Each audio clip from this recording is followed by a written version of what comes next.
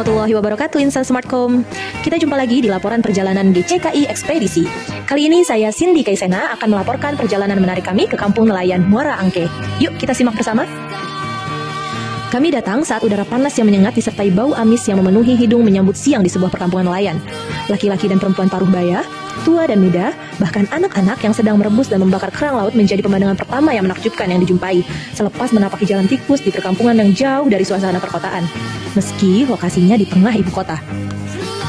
Mereka adalah penduduk di dermaga kampung nelayan Muara Angke, Kecamatan Penjaringan, Jakarta Utara, yang mayoritas bekerja sebagai nelayan, namun tampak sedang beraktivitas membantu para istri untuk menyiangi, mengupas, memasak kerang dan ikan sebagai penghasilan utama yang mereka tangkap saat melaut. Kenaikan suhu air laut dan pola cuaca yang tidak stabil mengubah ekosistem perairan yang tentu saja menyebabkan para kepala keluarga yang bergantung hidupnya dari laut ini harus beraktivitas di rumah sejenak. Ya, beginilah kalau di rumah atau mendarat. Jika tidak jualan hasil laut ke kota atau menunggu pengunjung yang datang, paling itu kerja teman-teman ke kota atau main catur dengan tetangga, kata Rudi, penduduk setempat. Ada juga yang diisi kegiatan mulai dari membersihkan kapal kayu, mengantar anak sekolah, dan sejumlah ibu-ibu dan anak-anak yang berkerumun di depan rumah sambil menyanyi karaoke dan makan masakan yang dimasak ramai-ramai. Perjalanan terus berlanjut menelusuri area rumah penduduk yang padat dan dipenuhi tumpukan sampah. Bahkan, sampah mengendap di bawah rumah-rumah kayu tripleks mereka. Sampah yang hanyut dari laut kemudian bersarang dan menginap di rumah-rumah penduduk selama bertahun-tahun. Wah, di sini mana bisa sampah dibersihkan? Wong datang lagi, terus begitu. Kan datangnya tidak bisa diduga. Ya, jadi kita hidup dengan sampah begini. Ucap Sardi, penduduk yang berasal dari Cilacap, Jawa Tengah kepada Gali, reporter GCKI. Bau sampah dan khas laut menyergap kawasan pesisir ini. Namun, ibu-ibu asik main handphone dan terlihat ada yang sedang mencari kutu anaknya. Dan ada anak-anak yang lain terlihat sedang membakar ikan kembung, sapu-sapu, layang, dan lainnya hasil tangkapan bapak mereka semalam. Sambil meneruskan berbincang dengan penduduk Muara Angke selepas salat zuhur, di seputar musola kecil tampak jelas rumah Allah ini beratap seng dan berdinding tripleks yang sudah mulai mengelupas. Dan tampak Al-Quran, mukena, dan buku-buku tergeletak dalam rak yang terbuat dari kayu yang juga sudah digerogoti rayap.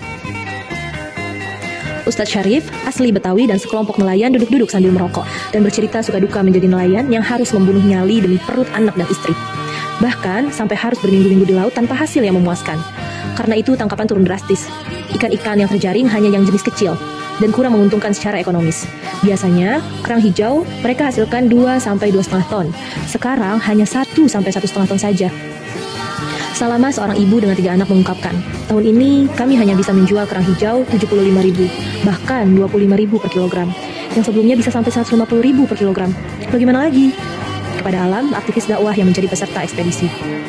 Meski menjadi korban perubahan iklim, namun semangat melaut tidak pernah surut, karena hidup mereka sudah ditakdirkan di laut. Apapun yang terjadi, pokoknya cari ikan, mau gede, mau kecil, ya bismillah aja. Timpal Hardi dari Madura. Semangat, kerja keras, penuh perjuangan terpancar di wajah para nelayan dalam memenuhi kebutuhan hidup mereka di tepi Laut Jawa.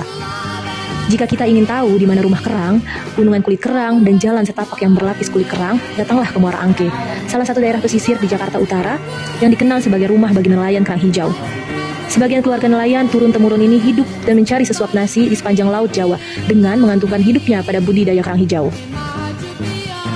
Untuk menaikkan kontribusi ekonomi biru terhadap PDB Indonesia membutuhkan perbaikan dalam inklusivitas dan tata kelola sumber daya kelautan.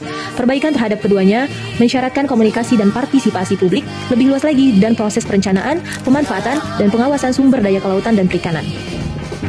Keberhasilan mengakselerasi ekonomi biru menjadi solusi menghadapi tantangan ekonomi di 2023 dan mengantarkan Indonesia Emas 2045.